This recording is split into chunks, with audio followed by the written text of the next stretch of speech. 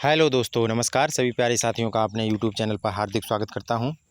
साथियों, आज हम जो आपके लिए वीडियो लेकर आए हैं, यह वीडियो आपकी यूपीएसआई की जो न्यू वैकेंसी आने वाली है उसके लिए बहुत ही महत्वपूर्ण होने वाला है। तो सभी साथी वीडियो को लाइक करें और चैनल पर नए हैं तो चैनल को सब्सक्राइब करें। आज के वीडियो में हम लेकर आए हैं आपके लिए मूल विधि का दूसरा पार्ट। इसमें देखेंगे बीएनएस का जो दूसरा पार्ट हम लेकर आए हैं। तो सभी साथी नोट्स बना सकते हैं इससे। ये हमने अपने हाथों से नोट्स तैयार किए हैं, उससे हम आपके लिए वीडियो लेकर आते हैं। तो चलिए वीडियो शुरू करते हैं और देखते हैं क्या दिया गया है। तो हमने यहाँ पर आपको पहली जो धारा थी वो हमने आपको पढ़ा दी थी, और यहाँ हम अब दूसरी जो लेकर आए हैं धारा, उसके अंतर्गत क्या क्या आता है वो आपको हम बताएंगे। तो चलिए, इसमें दी गई है परिभाषाएं दी गई हैं। किसकी परिभाषाएं दी गई हैं यह आपको हम बताएंगे इसके माध्यम से। इसमें किसकी परिभाषाएं दी गई हैं। तो दूसरे के थर्ड में, यानी पहली और दूसरी यहाँ पर आपके लिए इम्पोर्टेंट नहीं थी, तो हमने वो यहाँ पर छोड़ दी है। अब जो इम्पोर्टेंट है वही हम आपको बताएंगे। तो इसमें देखते हैं दूसरे के थर्ड में, तीसरे में क्या दिया गया है।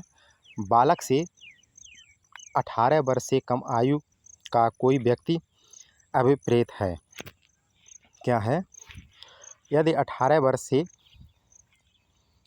कोई कम आयु का है तो वह क्या होगा, बालक की श्रेणी में उसे रखा जाएगा। किसमें रखा जाएगा? बालक की श्रेणी में। आगे देखते हैं, चौथा दिया गया है दूसरे का चौथा, कूटकरण। क्या दिया गया है? कूटकरण। अगला दिया गया है दूसरे का सातवां दिया गया है बेईमानी। यह बेईमानी को परिभाषित करता है।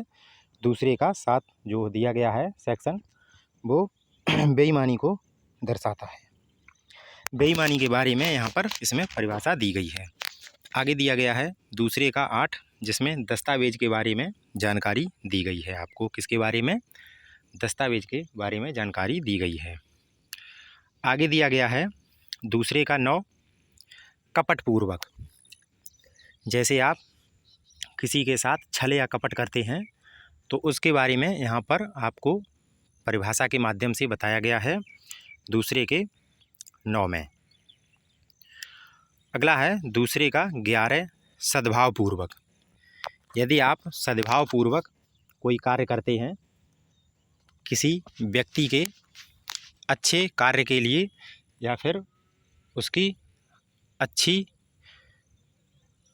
सोच के लिए या किसी अच्छे काम के लिए, तो वह इसमें आती है 2 के 11 में सद्भावपूर्वक। इसमें परिभाषा बताई गई है।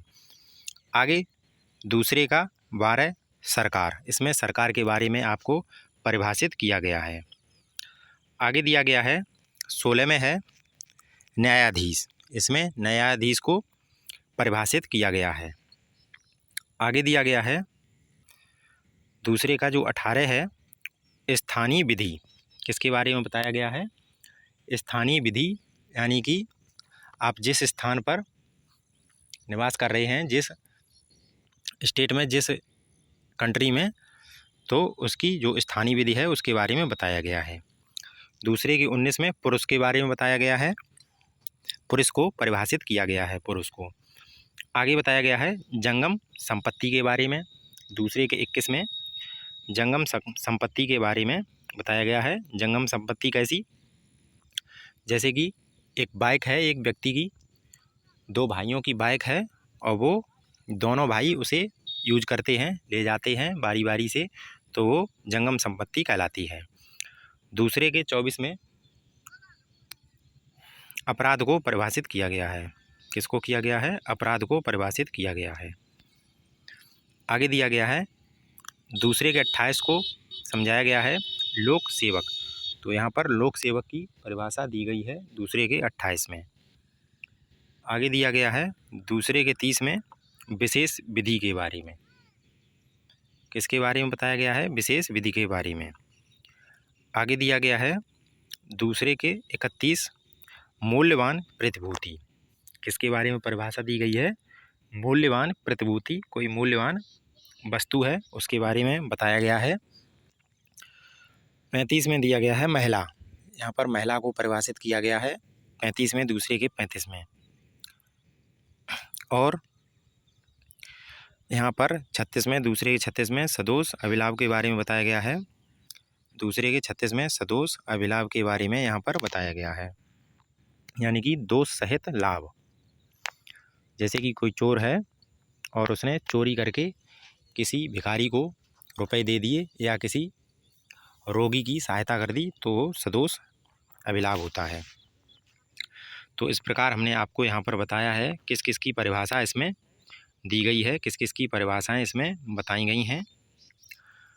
और इससे आगे पार्ट हम अगली वीडियो में लेकर आएंगे। इससे पहले भी हम एक पार्ट लेकर आ चुके हैं।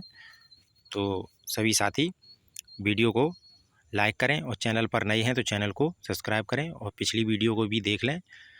वो मूलवादी का पहला पार्ट था और ये हमारा आज का जो है वो दूसरा पार्ट है।